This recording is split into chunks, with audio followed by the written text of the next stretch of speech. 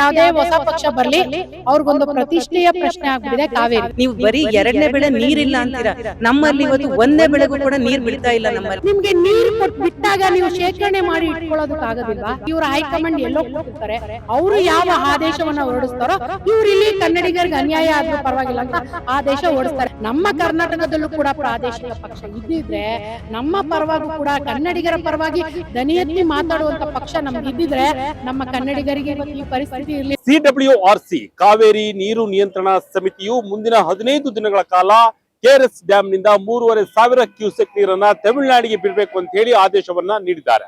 ಆದ್ರೆ ಈ ಬಾರಿ ಜೂನ್ ಜುಲೈನಲ್ಲಿ ನಾವು ಕೂಡ ನೋಡಿದ್ದೇವೆ, ವಾಡಿಕೆಗಿಂತ ಮಳೆಯಾಗಿಲ್ಲ. ಹಾಗಾಗಿ ಪ್ರತಿ ಡ್ಯಾಮ್ ನಲ್ಲೂ ಕೂಡ ನೀರಿನ ಅಂಶ ಕಮ್ಮಿ ಇದೆ.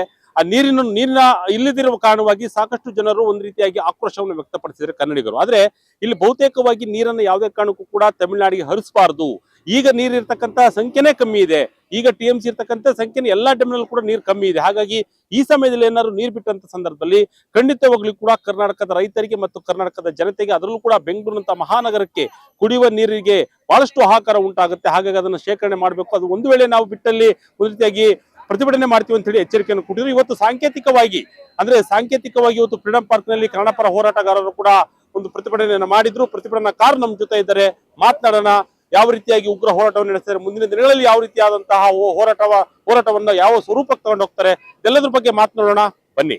ಸರ್, ಇದೊಂದು ಅವೈಜ್ಞಾನಿಕ ಒಂದು ಆದೇಶ ಅಂತ ಹೇಳ್ಬೋದು. ಯಾಕೆ ಅಂದ್ರೆ ಯಾವುದೇ ಕಾವೇರಿ ನದಿ ನೀರು ನಿರ್ವಹಣಾ ಪ್ರಾಧಿಕಾರದವರು ಯಾರು ಸಹ ಕರ್ನಾಟಕಕ್ಕೆ ಬಂದು ಕಾವೇರಿ ಜಲಾಶಯಗಳನ್ನ ಏನು ಪರಿಪೂರ್ಣವಾಗಿ ಪರಿಶೀಲನೆ ಮಾಡ್ದೇನೆ ಏಕಾಏಕಿ ಆದೇಶ ಕೊಡೋದಿದೆಯಲ್ಲ, ಇದು ತಪ್ಪು. ಯಾಕಂದ್ರೆ ಇವಾಗಿಂದ ಅಂತ ಅಲ್ಲ, ಕಾಲದಿಂದಾನು ಕಾವೇರಿ ವಿಚಾರ ಅಂತ ಬಂದಾಗ ಕಾವೇರಿ ಹುಟ್ಟೋದು ಕರ್ನಾಟಕದಲ್ಲಿ, ಹರಿಯೋದು ಕರ್ನಾಟಕದಲ್ಲಿ. ಈ ಕಾವೇರಿನ ನಂಬ್ಕೊಂಡು ಬದುಕ್ತಿರೋರು ಕನ್ನಡಿಗರು. ಅದೇ ಅನ್ಯಾಯ ಆಗೋದು ಕನ್ನಡಿಗರಿಗೆ ಆಗ್ತಾ ಇದೆ. ತಮಿಳ್ನಾಡಲ್ಲಿ ಏನ್ ಕುಡಿಲಿಕ್ಕೆ ನೀರಿಲ್ಲ ಅಂತ ಅಲ್ಲ, ಅವರಲ್ಲಿ ನೀರಿದೆ. ಹಾಗೆ ಅವರು ಕಾವೇರಿ ನೀರನ್ನು ಸಂಗ್ರಹ ಮಾಡಿ ಇಟ್ಕೊಳ್ಳಲ್ಲ, ತಗೊಂಡೋಗಿ ಸಮುದ್ರಕ್ಕೆ ಬಿಡ್ತಾ ಇದ್ದಾರೆ. ಆದ್ರೂ ಅವರ ಒಳ ರಾಜಕೀಯಕ್ಕೋಸ್ಕರವಾಗಿ ಅವ್ರು ಕಾವೇರಿ ನಮಗ್ ಬೇಕು ಅನ್ನುವಂತಹ ಒಂದು ಆದೇಶವನ್ನ ಮುಂದಿಟ್ಟಾಗ ಅದನ್ನ ಎಲ್ಲೋ ಕೇಂದ್ರ ಸಮಿತಿ ಅದನ್ನ ಸರಿ ಅನ್ಬಿಟ್ಟು ಒಪ್ಕೊಂಡು ಅವ್ರಿಗೆ ಅರಸು ಅನ್ನುವಂತ ಮರಣ ಶಾಸನ ಏನು ಕನ್ನಡಿಗರಿಗೆ ನೀಡ್ತಾ ಇದೆ, ಇದನ್ನ ಯಾವುದೇ ಕಾರಣಕ್ಕೂ ಅಣ್ಣ TN ನಾರಾಯಣಗೌಡರ ಕರ್ನಾಟಕ ರಕ್ಷಣಾ ವೇದಿಕೆ ಒಪ್ಪಲ್ಲ. ಇದನ್ನ ತೀವ್ರವಾಗಿ ಖಂಡಿಸ್ತೀವಿ. ಕಾರಣ ಏನಪ್ಪಾ ಅಂದ್ರೆ ಇವತ್ತು ನಮ್ಮ ಅಣೆಕಟ್ಟಿನಲ್ಲಿ ಇರುವಂತ ನೀರು 8 TMC. ನಮ್ಗೆ ಬೆಂಗಳೂರಿಗೆ ಪ್ರತಿ ತಿಂಗಳಿಗೆ ಕುಡಿಯೋದಕ್ಕೆ 3 TMC ನೀರ್ ಬೇಕು. ಒಂದು ತಿಂಗಳಿಗೆ 3 TMC ನೀರ್ ಬೇಕು ಅಂದ್ರೆ ಇನ್ನು ರಾಜ್ಯದ ಉಳಿದ ಜಿಲ್ಲೆಗಳು ಏನ್ ಮಾಡ್ಬೇಕು, ರೈತರು ಏನ್ ಮಾಡ್ಬೇಕು, ಕುಡಿಯೋ ನೀರ್ಗೆ ಏನು ಎಲ್ಲೋಗೋಣ, ಎಲ್ಲ ನೀರಿಗೆ ಇವತ್ತು ಅಭಾವ ಇರುವಂತ ಸಂದರ್ಭದಲ್ಲಿ ಇವ್ರು ನಮ್ಗೆ ನೀರರ್ಸಿ ಅಂದ್ರೆ ಎಲ್ಲಿಂದ ಹರಿಸೋದು? ನೀರನ್ನ ಏನಾದ್ರು ಉತ್ಪತ್ತಿ ಮಾಡ್ಲಿಕ್ಕಾಗತ್ತಾ? ಈಗಾಗಲೇ ರಾಜ್ಯದಲ್ಲಿ ಹಿಂಗಾರು ಕೈ ಕೊಟ್ಟಿದೆ, ಮುಂಗಾರು ಅಷ್ಟೇ ಕೈ ಕೊಡ್ತಾ ಇದೆ. ಇಂಥ ಸಂದರ್ಭದಲ್ಲಿ ಹೆಂಗೆ ನೀರ್ ಬಿಡೋದು ನಾವು ಅನ್ನೋದು ಅರ್ಥ ಆಗ್ತಾ ಇಲ್ಲ. ಬಹುಶಃ ಇವತ್ತು ರಾಜ್ಯ ಸರ್ಕಾರ ಏನು ಒಂದು ಆಲ್ರೆಡಿ ಸಭೆಗಳನ್ನ ನಡೆಸ್ತಾ ಇದೆ. ಈ ಸಭೆಗಳಲ್ಲಿ ನಿರ್ಣಯ ಕನ್ನಡಿಗರ ಪರವಾಗಿ ಆಗುತ್ತೆ ಅನ್ನೋದು ಒಂದು ನಂಬಿಕೆ ಇದೆ.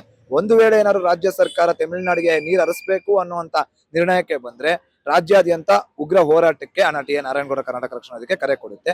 ಹಾಗೆ ಏನು ತಮಿಳುನಾಡಿನ ಮಾನ್ಯ ಮುಖ್ಯಮಂತ್ರಿಗಳು ಜೋಸೆಫ್ ವಿಜಯ್ ಅವರು, ಅವ್ರ ಬಗ್ಗೆ ಒಂದಷ್ಟು ಅಭಿಮಾನ ಇತ್ತು. ಇಲ್ಲಪ್ಪ ಇವರು ಒಂದು ವಿಚಿತ್ರವಾದಂತ ಮನುಷ್ಯ, ಬೇರೆ ರಾಜಕಾರಣಿಗಳಿಗೆ ಹೋಲ್ಸಿದ್ರೆ ಇವರು ವಿಭಿನ್ನ ಜೆಂಟಲ್ಮೆನ್ ಇವರು ಅಂತ ಅನಿಸ್ತು. ಆದ್ರೆ ಕಾವೇರಿ ವಿಚಾರದಲ್ಲಿ ಇವ್ರು ಮಾಡ್ತಾ ಇರೋ ರಾಜಕೀಯ ನೋಡ್ರೆ ಎಲ್ಲೋ ಇವರು ಸಹ ಉಳಿದ ರಾಜಕಾರಣಿಗಳಂತೆ ಕಾವೇರಿಯನ್ನು ಮುಂದಿಟ್ಕೊಂಡು ರಾಜಕಾರಣ ಮಾಡ್ಲಿಕ್ಕೆ ಹೊರಟಿದಾರ ಅನ್ನೋದು ನಮ್ಮ ಪ್ರಶ್ನೆ. ಇವ್ರ ರಾಜ್ಯದ ಜನರ ಹೊಟ್ಟೆ ತುಂಬಿಸೋದು ಏನಿಲ್ಲ ಇದ್ರಲ್ಲಿ, ಅವರಲ್ಲಿ ನೀರು ಸಾಕಷ್ಟು ಪ್ರಮಾಣದಲ್ಲಿದೆ. ಆದ್ರೆ ಕನ್ನಡಿಗರ ಬದುಕಿನ ಜೊತೆ ಯಾಕೆ ಚೆಲ್ಲಾಟ ಆಡ್ತಾ ಇದೆ ತಮಿಳುನಾಡು ಮತ್ತು ಕೇಂದ್ರ ಸರ್ಕಾರ ಅನ್ನೋದು ಗೊತ್ತಾಗ್ತಾ ಇಲ್ಲ. ಮಾನ್ಯ ಮುಖ್ಯಮಂತ್ರಿಗಳಿಗೆ ನಾವು ಒಂದೇ ಮನವಿ ಮಾಡೋದು, ಯಾವ ರೀತಿ ನಮ್ಮ ಬಂಗಾರಪ್ಪನವರು ಕಟ್ಟುನಿಟ್ಟಾದಂತ ಕ್ರಮಗಳನ್ನ ಕೈಗೊಂಡಿದ್ರು ಈ ಹಿಂದೆ, ಅದೇ ರೀತಿಯಾದ ಕಟ್ಟುನಿಟ್ಟಿನ ಕ್ರಮಗಳನ್ನ ಕೈಗೊಂಡು ತಾವು ಸಹ ಕನ್ನಡಿಗರ ಜೊತೆ ನಿಲ್ಬೇಕು ಅಂತ ಕರ್ನಾಟಕ ರಕ್ಷಣಾ ವೇದಿಕೆ ಒತ್ತಾಯಿಸುತ್ತೆ. CWRC ಇಂದ ನೀರ್ ಬಿಡ್ಬೇಕು, 3,500 ನೀರ್ ಬಿಡ್ಬೇಕು ಅಂತ ಆದೇಶ ಹೊರಡಿಸಿದ್ರು. ಆದ್ರೆ ಇಲ್ಲೇ ಕುಡಿಯೋದಕ್ಕೆ ನೀರಿಲ್ಲ ಸರ್. ಇಲ್ಲಿ ಜನರಿಗೆ ನೀರಿಲ್ಲ, ನೀರಿನ ವ್ಯವಸ್ಥೆ ಇಲ್ಲ. ಮತ್ತೆ ಡ್ಯಾಮ್ಗಳಲ್ಲಿ ಮಳೆನೂ ಬರ್ತಾ ಇಲ್ಲ, ಡ್ಯಾಮ್ಗಳಲ್ಲಿ ನೀರಂತೂ ಇಲ್ಲೇ ಇಲ್ಲ. ಇಲ್ಲಿನ ಪರಿಸ್ಥಿತಿ ಅರ್ಥ ಮಾಡ್ಕೊಂಡು ಅವ್ರ ಆದೇಶ ಹೊರಡಿಸ್ಬೇಕಾಗಿತ್ತು. ಆ ತರ ಹೇಳಿಲ್ಲ ರಾಜಕಾರಣಿಗಳು. ಬಿಡಬೇಕು ಅಂತ ಹೇಳಿದ್ದಾರೆ. ನಾವು ಒಂದು ಹನಿ ನೀರು ಅವ್ರ ತಮಿಳ್ನಾಡಿಗೆ ಬಿಡೋದಿಲ್ಲ ಸರ್. ನೋಡಿ ಸರ್, ನೀರಿಗೋಸ್ಕರ ಸರ್ ಇವಾಗ ನಾವ್ ಏನ್ ನೀರಿಗೋಸ್ಕರ ಹೋರಾಡ್ತೀವೋ ಮುಂದೆ ಫ್ಯೂಚರ್ಗೂ ಇದಾಗ್ಬೇಕು ಸರ್. ಅದು ಮಳೆನೂ ಇಲ್ಲ, ಏನಿಲ್ಲ. ರೈತರಿಗೂ ತುಂಬಾ ಕಷ್ಟ ಆಗ್ತದೆ. ಅವ್ರು ಬೆಳೆದ್ರೆ ಅಲ್ವಾ ಸರ್ ನಮ್ಗೆ ಊಟ ಎಲ್ಲ ಇದಾಗೋದು.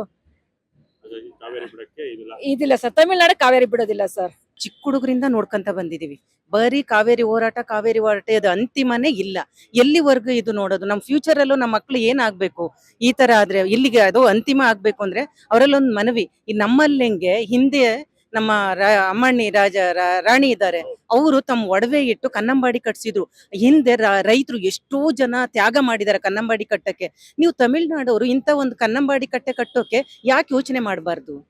ಯಾಕೆ ಬರೀ ಅದು ಇದು ಎಲೆಕ್ಷನ್ ಟೈಮಲ್ಲಿ ಅದು ಇದು ಕೊಟ್ಬಿಟ್ಟು ನೀವು ಜನಕ್ಕೆ ಒಂದ್ ಸ್ವಲ್ಪ ಮನಸ್ಸನ್ನ ಇದ್ ಮಾಡ್ತಿರಲ್ಲ. ಇಂಥದ್ದೊಂದು ದೊಡ್ಡ ಕಾರ್ಯ ಮಾಡ್ಬಿಟ್ಟು ಒಳ್ಳೇದ್ ಮಾಡಿ.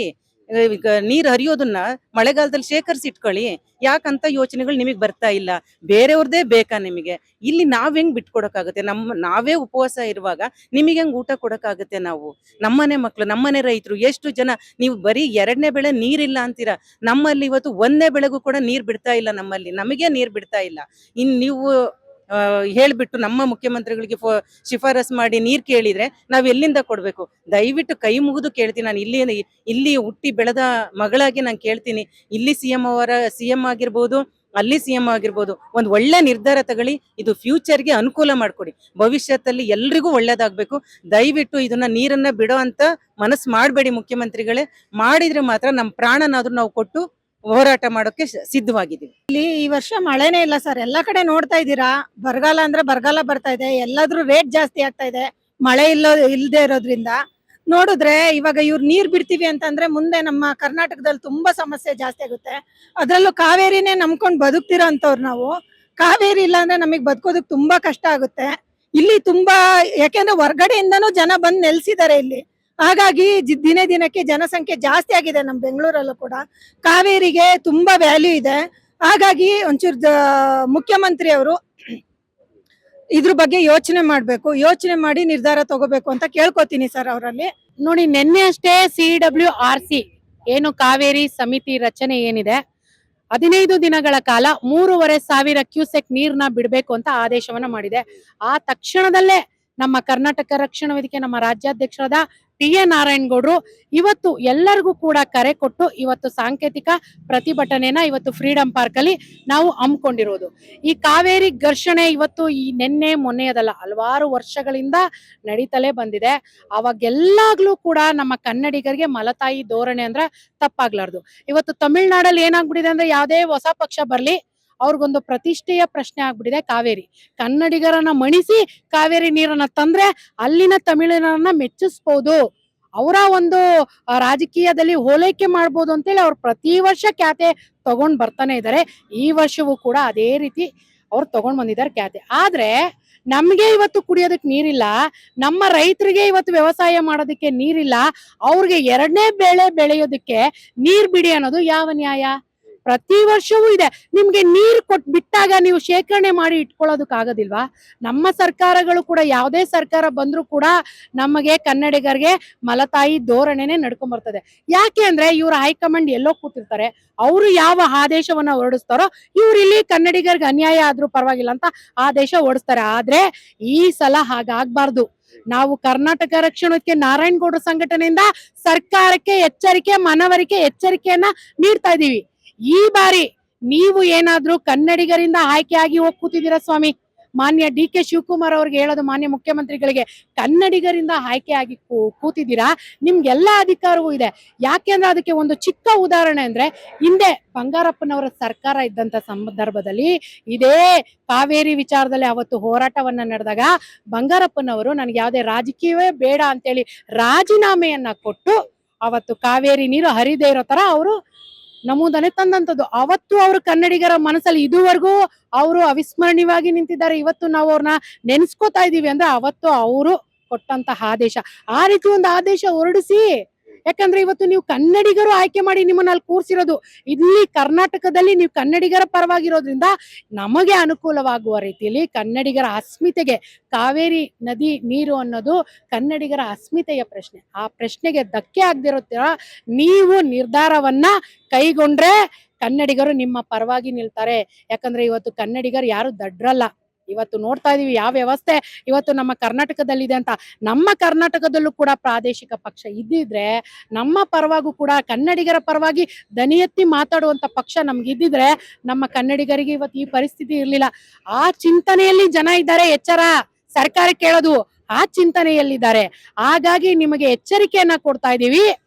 ನೀವ್ ಯಾವುದೇ ಸರ್ಕಾರ ಬಂದ್ರು ಕೂಡ ಕನ್ನಡಿಗರ ಪರವಾಗಿ ನಿರ್ಧಾರ ತಗೊಂಡ್ರೆ ನಿಮ್ಗೆ ಒಳ್ಳೇದು. ಇಲ್ಲ ಅಂದ್ರೆ ಇವತ್ತು ಸಾಂಕೇತಿಕ ಪ್ರತಿಭಟನೆ ಅಷ್ಟೇ. ಮುಂದಿನ ದಿನಗಳಲ್ಲಿ ಈ ಹಿಂದೆ ಕಾವೇರಿ ವಿಚಾರವಾಗಿ ಕರ್ನಾಟಕ ಹೇಗೆ ಹತ್ತಿ ಉರಿಯುತ್ತೋ ಆ ಇತಿಹಾಸವನ್ನ ಕರೆಸ್ಬೇಕಾಗುತ್ತೆ. ಈ ಹೋರಾಟ ಇಷ್ಟಕ್ಕೆ ಸೀಮಿತವಾಗಿಲ್ಲ. ಕಾವೇರಿ ವಿಚಾರದಲ್ಲಿ ನಾವ್ ಯಾವತ್ತೂ ರಾಜಿ ಆಗಲ್ಲ. ನಮ್ಮ ನಾಡಲ್ಲಿ ಹುಟ್ಟುವಂತ ನನ್ನ ತಾಯಿ ಕಾವೇರಿ ಹರಿತಾಳೆ ಅನ್ನೋ ಕಾರಣಕ್ಕೆ ನಿಮ್ಗೆ ಏನ್ ಕೊಡ್ಬೇಕೋ ನಾವು ಕೊಟ್ಟಿದೀವಿ. ತೀರಾ ಅತಿರೇಕ ಮಾಡ್ಕೊಂಡು ಕನ್ನಡಿಗರನ್ನ ಕೆಣ್ಕೋ ಕೆಲಸ ಮಾಡಿದ್ರೆ ಈ ಹೋರಾಟ ಉಗ್ರ ಸ್ವರೂಪ ತಾಳುತ್ತೆ. ಆಗ ಸರ್ಕಾರ ಏನಾದ್ರೂ ಅನಾಹುತಗಳಾದ್ರೆ ಹೆಚ್ಚು ಕಡಿಮೆ ಆದ್ರೆ ಅದಕ್ಕೆ ಸರ್ಕಾರವೇ ನೇರ ಹೊಣೆ. ಈಗ ಕೆಲವು ಸಂಘಟನೆಗಳು ಬಂದ್ ಮಾಡ್ತೀವಿ ಅಂತ ಎಚ್ಚರಿಕೆ ಕೊಟ್ಟಿದ್ದಾರೆ, ಒಂದ್ ವೇಳೆ ನಿರ್ಧಾರ ವಾಪಸ್ ತಾಳಿಲ್ಲ ಅಂದ್ರೆ. ತಮ್ದು ಯಾವ ಸ್ಟ್ಯಾಂಡ್? ನಮ್ಮ ಕರ್ನಾಟಕ ರಕ್ಷಣಾ ವೇದಿಕೆಯಲ್ಲಿ ನಾರಾಯಣಗೌಡರು ಯಾವತ್ತೂ ನಾವು ಬಂದ್ಗೆ ಬೆಂಬಲ ಕೊಟ್ಟವರಲ್ಲ. ಯಾಕೆ ಅಂದ್ರೆ ಯಾವುದೇ ಒಂದು ಹೋರಾಟ ಆದ್ರೂ ಬಂದ್ ಅನ್ನೋದು ಕೊನೆಯ ಅಸ್ತ್ರ ಆಗಿರ್ಬೇಕು. ಮಾತಿಗೆ ಮುಂಚೆ ಬಂದ್ಗೆ ಕರೆ ಕೊಡೋದು ಅದ್ರಿಂದ ನಮಗೇನೆ ಸಮಸ್ಯೆ, ಇಲ್ಲಿರೋಂಥವ್ರಿಗೆ ಸಮಸ್ಯೆ. ಅವ್ರಿಗೇನ್ ಇಲ್ಲಿ ಬಂದ್ ಮಾಡಿದ್ರೆ ಅವ್ರಿಗೇನಾಗಲ್ಲ. ಹಾಗಾಗಿ ಯಾವತ್ತೂ ನಮ್ಮ ನಾಯಕರು ನಾರಾಯಣಗೌಡರು ಬಂದನ್ನ ಬೆಂಬಲಿಸೋಲ್ಲ. ಹಾಗಾಗಿ ಯಾರಾದ್ರೂ ಕರೆ ಕೊಡ್ಬೋದು. ಇವತ್ತು ಎಲ್ಲಾ ಸಂಘಟನೆಯವರು ಒಂದು ಹೇಳಿಕೆ ಕೊಟ್ರೆ ನಾರಾಯಣಗೌಡರ ಮಾತಿಗೆ ಆ ತೂಕ ಇದೆ. ನಾರಾಯಣಗೌಡರ ಮಾತನ್ನ ಕನ್ನಡಿಗರು ಮೆಚ್ಚುತ್ತಾರೆ, ಒಪ್ತಾರೆ. ಹಾಗಾಗಿ ನಮ್ಮ ಸಂಘಟನೆ ವತಿಯಿಂದ ಯಾವುದೇ ರೀತಿ ಬಂದ್ಗೆ ಬೆಂಬಲ ಇಲ್ಲ. ಮಂಡ್ಯ ಮೈಸೂರು ಕಡೆ ಬಹಳಷ್ಟು ಭುಗಿಲಿದೆ ಆಕ್ರೋಶಗಳು ಕೂಡ. ತಾವು ಕೂಡ ಎಲ್ಲರೂ ನಿಮ್ ಸಂಘಟನೆಯಿಂದ KRS ಡ್ಯಾಮ್ ಹತ್ರ ಹೋಗ್ತಾ ಅದೆಲ್ಲ ಮಾಡ್ತೀರಾ? ಖಂಡಿತವಾಗಿಯೂ ಇವತ್ತು ನೋಡಿ ಇಲ್ಲಿ ಸಾಂಕೇತಿಕ ಪ್ರತಿಭಟನೆ ಆಗಿದೆ. ನಾಳೆ ನಮ್ಮ ಸಂಘಟನೆ ವತಿಯಿಂದ ಮಂಡ್ಯದಲ್ಲಿ ಅಲ್ಲಿನ ಸುತ್ತಮುತ್ತ ಎಲ್ಲರಿಗೂ ನಮ್ಮ ನಾಯಕರು ಕರೆ ಕೊಟ್ಟಿದ್ದಾರೆ. ಅಲ್ಲೂ ಕೂಡ ನಾಳೆಯಿಂದ ಹೋರಾಟಗಳು, ಪ್ರತಿಭಟನೆಯಲ್ಲೂ ಎಲ್ಲವೂ ಉಗ್ರ ಸ್ವರೂಪವನ್ನ ದಿನ ದಿನ ತಾಳುತ್ತೆ. ಅದಕ್ಕೆ ಮುಂಚೆ ಸರ್ಕಾರ ಎಚ್ಚೆತ್ಕೋಬೇಕು. ಈಗೇನೋ ತಮಿಳುನಾಡಿನ ಮುಖ್ಯಮಂತ್ರಿಗಳು ಬರ್ತಾ ಇದ್ದಾರಂತೆ ಮಾತುಕತೆ ಮಾಡೋದಕ್ಕೆ. ಆ ಮಾತುಕತೆ ಕನ್ನಡಿಗರ ಪರವಾಗೇ ಇರ್ಬೇಕು. ಸಾಕಾಗಿದೆ ನಮ್ಗೆ ಎಲ್ಲಾ ಸರ್ಕಾರದ್ದು ನಾವು ನೋಡ್ಬಿಟ್ಟಿದೀವಿ. ಯಾರು ಕನ್ನಡಿಗರ ಪರವಾಗಿ ಯಾವ ಸರ್ಕಾರ ಇರುತ್ತೋ ಅವ್ರಿಗೆ ನಮ್ಮ ಬೆಂಬಲ. ಹಾಗಾಗಿ ಅವತ್ತಿನ ಮಾತುಕತೆ ಕನ್ನಡಿಗರ ಪರವಾಗೇ ಇರ್ಬೇಕು. CWRC ಕಾವೇರಿ ನೀರು ನಿಯಂತ್ರಣ ಸಮಿತಿ ಏನು ಆದೇಶ ಮಾಡಿದೆಯಲ್ಲ, ಇದು ನಾವು ಯಾವುದೇ ಕಾರಣಕ್ಕೂ ಒಪ್ಪಲ್ಲ. ನಮ್ಮ ನಾಡಿನಲ್ಲೇ ರೈತರಿಗೆ ನೀರಿಲ್ಲ, ಡ್ಯಾಮ್ ನಲ್ಲಿ ಸಾಕಷ್ಟು ನೀರು ಕುಸಿತ ಆಗಿದೆ, ಜೊತೆಗೆ ಮಳೆ ಬೇರೆ ಇಲ್ಲ. ಹಾಗಾಗಿ ಮುಂದಿನ ದಿನಗಳಲ್ಲಿ ಕರ್ನಾಟಕ ಕೂಡ ಹಾಹಾಕಾರ ಬರ್ತದೆ. ಹಾಗಾಗಿ ತಮಿಳುನಾಡಿಗೆ ನೀರು ಬಿಡ್ಲಿಕ್ಕೆ ಯಾವುದೇ ಕಾರಣಕ್ಕೂ ಸಾಧ್ಯ ಇಲ್ಲ ಅಂತ ಹೇಳಿ ಪ್ರತಿಭಟನಾಕಾರರು ತಮ್ಮ ಆಕ್ರೋಶವನ್ನು ಹೊರಹಾಕ್ತಿದ್ದಾರೆ. ಜೊತೆಗೆ ಮುಂದಿನ ದಿನಗಳಲ್ಲಿ CM ಕೂಡ ಇದಕ್ಕೆ ಒಪ್ಕೊಳ್ಬಾರ್ದು. ಹಾಗಾಗಿ ರಾಜ್ಯ ಸರ್ಕಾರನು ಕೂಡ ಇದಕ್ಕೆ ಯಾವುದೇ ಕಾರಣಕ್ಕೂ ಒಪ್ಕೊಳ್ಬಾರ್ದು. ಏನಾದ್ರು ಒಪ್ಕೊಂಡ ಸಂದರ್ಭದಲ್ಲಿ ನಮ್ಮ ಹೋರಾಟ ಇನ್ನೂ ಉಗ್ರವಾಗಿರುತ್ತೆ. KRS ಡ್ಯಾಮ್ ನಿಂದ ಹಿಡಿದು ಮಂಡ್ಯ, ಮೈಸೂರು ಈ ಕಡೆ ಸುತ್ತಮುತ್ತಲು ಕೂಡ ನಮ್ಮ ಹೋರಾಟ ಕಂಟಿನ್ಯೂ ಇದ್ದೇ ಇರುತ್ತೆ. ಇಡೀ ಕರ್ನಾಟಕದಾದ್ಯಂತ ಹೋರಾಟವನ್ನ ಮಾಡ್ತೀವಿ ಅಂತ ಹೇಳ್ತಿದ್ದಾರೆ. ಜೊತೆಗೆ ಮುಂದಿನ ವಾರ ತಮಿಳುನಾಡು CM ಆಗಿರ್ತಕ್ಕಂಥ ಜೋಸೆಫ್ ವಿಜಯ್ ರವರು ಕೂಡ ಕರ್ನಾಟಕಕ್ಕೆ ಆಗಮಿಸಿದ್ದಾರೆ. ಅವ್ರಿಗೂ ಕೂಡ ಮನವರಿಕೆ ಮಾಡ್ಕೊಡ್ಬೇಕು. ಜೊತೆಗೆ ಕೇಂದ್ರದ ಸಮಿತಿಯ ತಜ್ಞರೇನಿದ್ದಾರಲ್ಲ ಅವರು ಕೂಡ ಕರ್ನಾಟಕಕ್ಕೆ ಬಂದು ಡ್ಯಾಮ್ಗಳ ಪರಿಸ್ಥಿತಿಯನ್ನ ನೋಡ್ಬೇಕು. ಯಾವ ರೀತಿಯಾಗಿದೆ ಡ್ಯಾಮ್ಗಳ ಪರಿಸ್ಥಿತಿ ಅದನ್ನ ಅವಲೋಕಿಸಬೇಕು. ಅವಲೋಕಿಸಿದ್ರೆ ಮಾತ್ರ ಅವರಿಗೆ ಒಂದು ಗೊತ್ತಾಗುತ್ತೆ ಯಾವ ರೀತಿಯಾಗಿದೆ ಅಂತೇಳಿ. ಆವಾಗ ನೀರು ಬಿಡಬೇಕು ಬೇಡವಾ ಅನ್ನೋದು ಅರ್ಥ ಆಗ್ತದೆ. ಯಾವುದೇ ರೀತಿಯಾದಂತಹ ವೀಕ್ಷಣೆಯನ್ನ ಮಾಡದೆ ಈ ರೀತಿಯಾದಂತಹ ನಿರ್ಧಾರಕ್ಕೆ ಬರ್ತಕ್ಕಂಥದ್ದು ಬಹಳ ದೊಡ್ಡ ತಪ್ಪು ನಿರ್ಧಾರ. ಹಾಗಾಗಿ ಇದನ್ನ ಖಂಡಿತವಾಗ್ಲೂ ಸ್ಟಾಪ್ ಮಾಡ್ಬೇಕು ಅಂತ ಹೇಳಿ ಪ್ರತಿಭಟನಾಕಾರರು ತಮ್ಮ ಆಕ್ರೋಶವನ್ನ ಹೊರಹಾಕ್ತಿದ್ದಾರೆ. ಕ್ಯಾಮರಾ ಪರ್ಸನ್ ಪ್ರೇಮೇಶ್ ಜೊತೆ ಶಂಕರ್ನ ಹೆತ್ತೂರು, ವಿಜಯ ಕನಕವೇ, ಬೆಂಗಳೂರು.